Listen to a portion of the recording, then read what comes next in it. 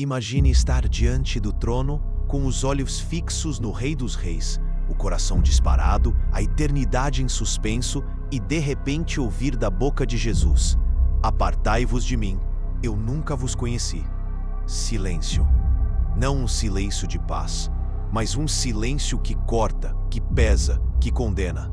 É possível passar a vida toda acreditando que está salvo, servindo, pregando, profetizando, e ainda assim ser rejeitado.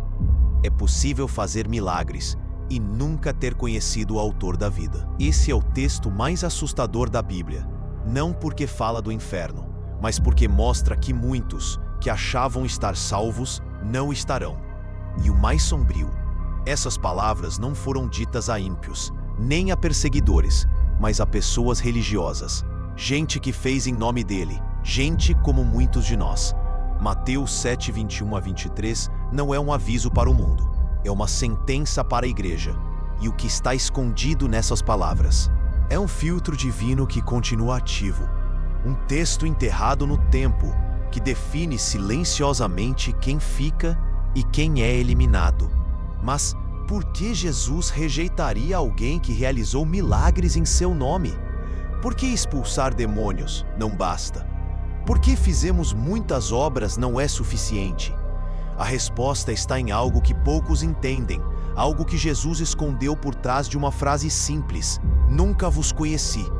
Conhecer no texto bíblico não é uma informação, é uma união, é intimidade, é comunhão de essência. O termo grego usado é ginosco, o mesmo termo usado quando Maria diz que não conhecia homem algum. É mais do que saber sobre, é ter vínculo, é ter sido gerado pela mesma fonte. Essas pessoas fizeram coisas, mas nunca foram dele. Elas agiram como embaixadores, mas nunca nasceram do reino. O critério não é quantas coisas você faz por Jesus, mas se ele reconhece em você a sua própria natureza. E agora, o peso dessas palavras aumenta, porque talvez o maior engano espiritual não é ser ateu, é ser religioso sem ser filho. E Jesus nunca foi enganado pela performance. Ele sempre viu o altar oculto, a motivação secreta, o coração dividido. É por isso que o texto começa com: "Nem todo o que me diz, Senhor, Senhor." Repetição no hebraico é ênfase. Essas pessoas não estavam indiferentes. Elas clamavam, elas insistiam, mas usavam a linguagem certa, com o espírito errado. Jesus está falando com quem sabe o jargão, com quem frequenta os cultos, com quem ministra, canta, lidera, com quem se acostumou a substituir comunhão por função. E então, ele diz: "Mas aquele que faz a vontade de meu Pai."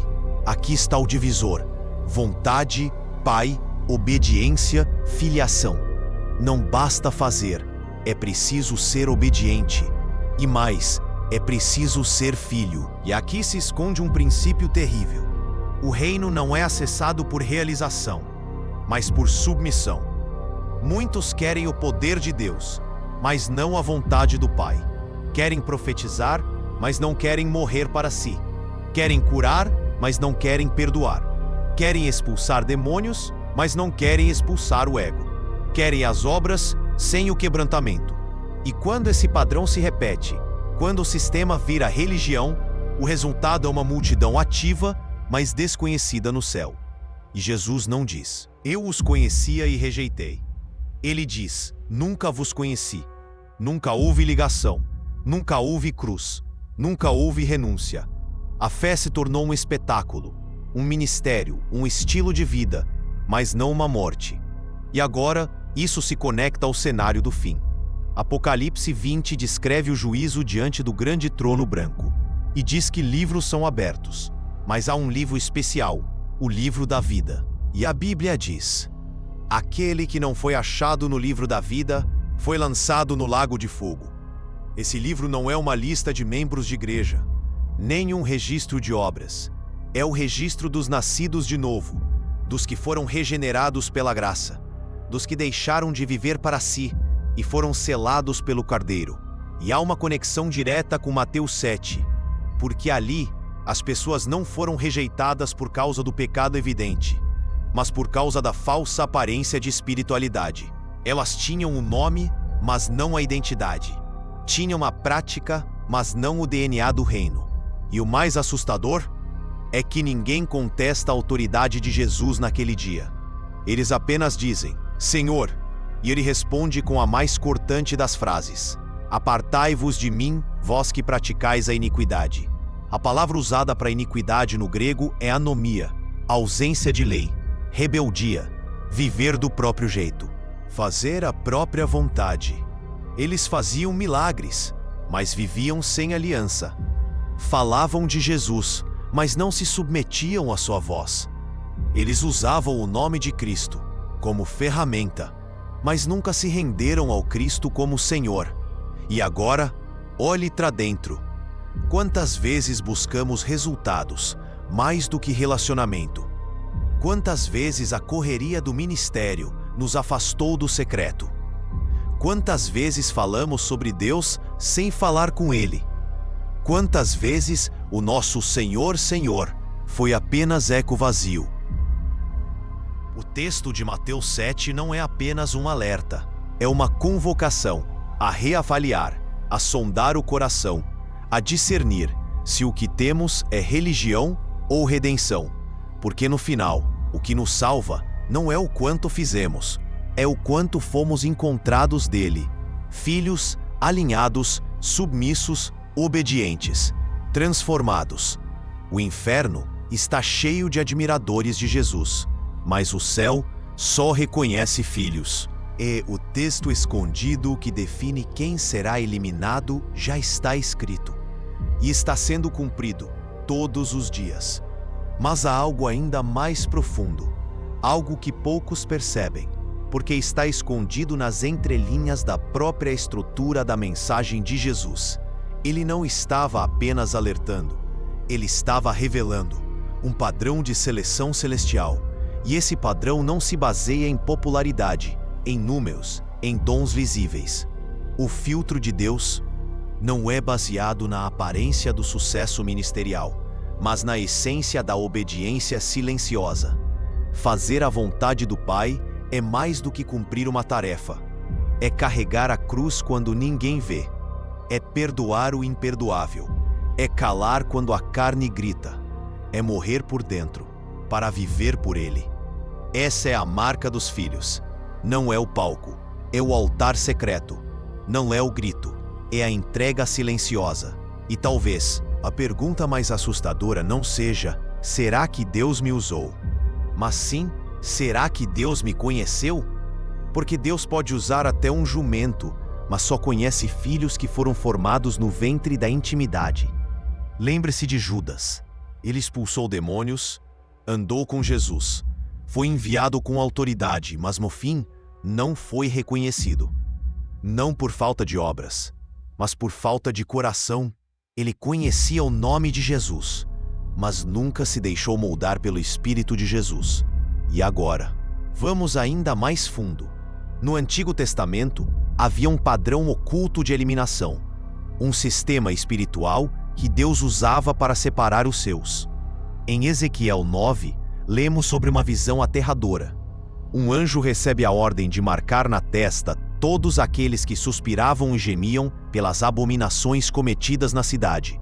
E então, os anjos da destruição são enviados. Mas a instrução é clara: não toqueis em ninguém que tiver o sinal. Todos os outros seriam eliminados. Essa cena se repete no Apocalipse, capítulo 7. Deus ordena que os 4 ventos da destruição sejam contidos, até que os servos de Deus sejam selados na testa. Há sempre um selo, há sempre uma marca. E o que define quem é eliminado não é o que se vê por fora, mas o que foi marcado por dentro.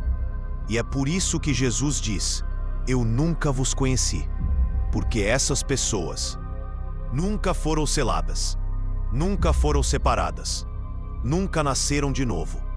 Talvez carregavam Bíblias, tinham linguagem cristã, mas não tinham o selo da obediência, da rendição, da renúncia. A Bíblia é clara: Conhece o Senhor aqueles que são seus. 2 Timóteo 2,19. Isso não é sobre fama, é sobre raiz. Isso não é sobre manifestação, é sobre fundamento. E agora, voltamos ao Evangelho de Mateus. Jesus termina o Sermão do Monte com uma parábola. 2 homens, 2 construtores. Ambos ouvem a palavra, ambos constroem. Mas um constrói sobre a rocha, outro sobre a areia. Quando a tempestade vem, a casa sobre a areia desaba. O detalhe, os 2 estavam construindo. A diferença não era o que se via, mas o que estava por baixo. A rocha é a obediência prática. A areia é o conhecimento sem submissão. Jesus está dizendo: você pode construir uma vida inteira de fé e, mesmo assim, desabar se faltar alicerce. E o que é esse alicerce? Fazer a vontade do Pai. E agora, a revelação explode. Mateus 7 não está falando apenas sobre o fim, está falando sobre agora. O julgamento não começa com o mundo, começa com a casa de Deus. E o que define quem permanece não é carisma, é caráter. Não é influência, é essência. Não é aplauso, é obediência silenciosa. Esse texto define todos os dias quem será encontrado fiel e quem será cortado, mesmo tendo feito muito em nome dele. E aqui está o mistério mais profundo. Jesus não está bravo com essas pessoas, ele está distante. Ele não diz: vocês pecaram e se afastaram. Ele diz: nunca vos conheci. Nunca houve intimidade. Nunca houve sangue no umbral. Nunca houve novo nascimento. E isso revela que o reino não é uma lista de tarefas, é uma nova natureza. Não se entra no céu com currículo, se entra com regeneração. Não se entra com palmas, se entra com cicatrizes de renúncia. E agora, o texto se volta para você. Você que canta, você que prega, você que serve. Será que Jesus te reconhece no secreto? Será que a tua fé é performance ou é essência? Será que a tua história com Deus é profunda o suficiente para ser escrita no livro da vida? Porque um dia, cada nome será chamado. E nesse dia, não adiantará dizer: Senhor, Senhor. A única coisa que importará é se ele disser: eu te conheço. E agora eu te pergunto: você está conhecido ou apenas ativo? Você é servo ou apenas visível? Você vive para obedecer ou para impressionar? Esse texto é o texto escondido, porque poucos têm coragem de encarar o espelho que ele representa.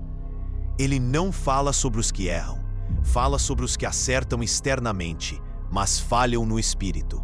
E esses não serão justificados. Mas os que, mesmo no anonimato, carregaram a cruz, negaram a si mesmos e ouviram a voz do Pai, esses serão reconhecidos. Porque no reino, a identidade precede a função. E o dia se aproxima, o dia em que multidões vão bater à porta e vão ouvir: nunca vos conheci. Mas os filhos, os que foram moldados no secreto, os que choraram no altar, os que obedeceram em silêncio, esses ouvirão a outra frase: vinde benditos de meu Pai, entrai no gozo do Senhor. Agora, você tem uma escolha: se tornar conhecido do céu. Renuncie ao nome e abrace o sangue. Desça do palco e volte para o altar. Esqueça os holofotes e volte a cavar o poço da obediência. Porque, na eternidade, não serão os dons que falarão, será a voz do próprio Rei. E a única coisa que vai importar é se ele disser: esse é meu, eu conheço.